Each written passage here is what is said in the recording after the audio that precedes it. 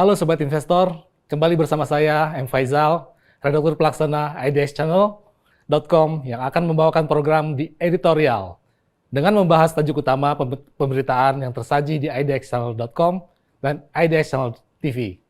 Sobat Investor, persoalan perpajakan menjadi salah satu isu dalam bidang ekonomi yang hampir tak pernah rampung untuk dikupas dan diperbincangkan.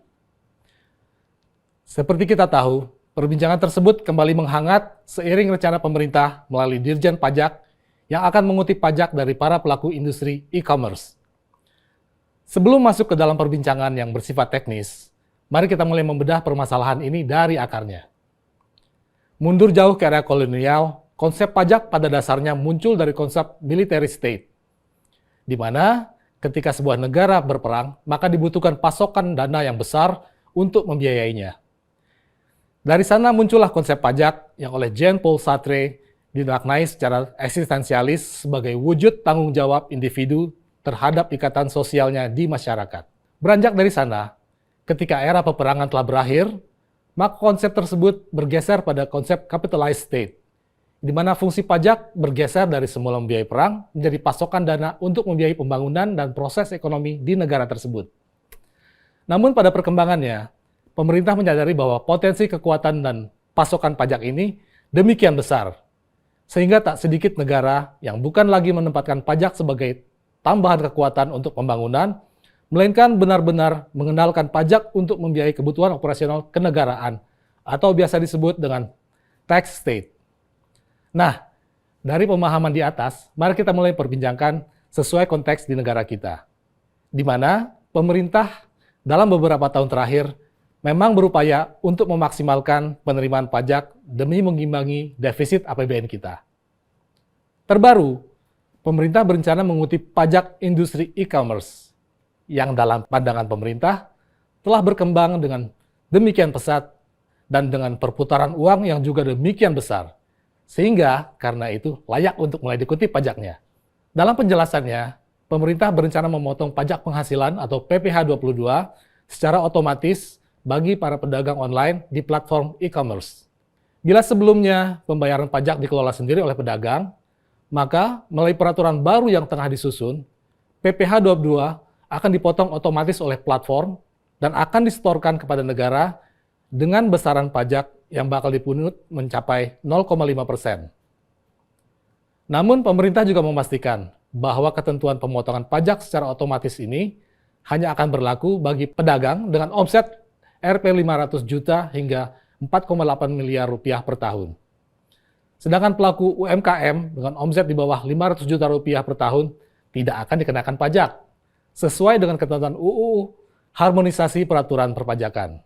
Sehingga, jika aturan ini kelak diberlakukan secara resmi oleh Pemerintahan Keuangan, maka pedagang untuk dengan penjualan bulanan hanya 41,6 jutaan rupiah hingga 400 jutaan rupiah per bulan, bakal dipungut pajak 0,5% untuk penghasilan di bawah Rp 4,8 miliar per tahun.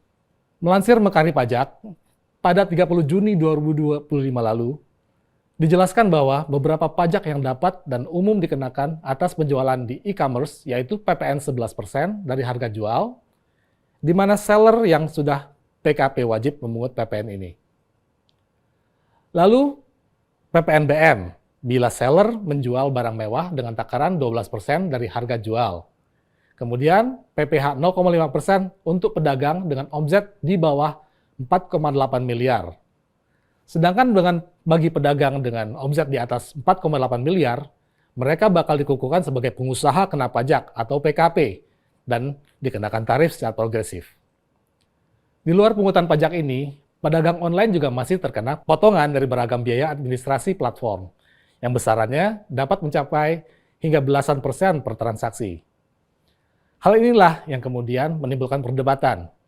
Betapa setelah terkena potongan sampai belasan persen per transaksi lewat serangkaian proses administrasi, para pedagang online ke depan bila rencana ini jadi dijalankan, terpaksa harus juga memikul beban tambahan dengan ketentuan yang telah dijelaskan di atas.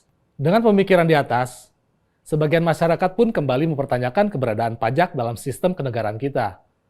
Bahwa memang benar, keberadaan pajak bisa dipahami sebagai bentuk tanggung jawab individu kepada negara. sebagai sumbangsihnya terhadap berjalannya proses bernegara. Dari sana, idealnya setiap warga negara mendapat berbagai layanan dan fasilitas sebagai bentuk timbal balik dari pungutan pajak tersebut. Seperti jalan yang bagus, infrastruktur lainnya yang siap pakai, yang membantu kehidupan masyarakat sehari-hari, atau fasilitas pendidikan gratis, fasilitas kesehatan gratis, dan berbagai kebutuhan warga negara lainnya. Maka dari sana, muncul pertentangan serupa perdebatan, mana yang lebih dulu antara ayam dan telur, bahwa harus lebih dulu mana masyarakat menerima fasilitas dan layanan yang layak dari negara dan karenanya mereka wajib membayar pajak, atau pajak dibayarkan lebih dulu agar pemerintah memiliki cukup dana untuk mewujudkan berbagai fasilitas dan layanan yang diidamkan. Pertanyaannya, ketika pajak sudah dikutip, ketika dana sudah terkumpul, siapa yang bisa dan mau bertanggung jawab bahwa dana tersebut benar-benar digunakan untuk memenuhi hak-hak warga negara? Ataukah dana tersebut bisa saja diselewengkan, seperti telah banyak terjadi selama ini? Demikian di editorial hari ini.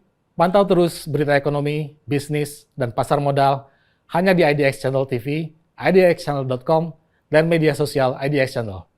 Saya M. Faizal, pamit undur diri. Sampai jumpa.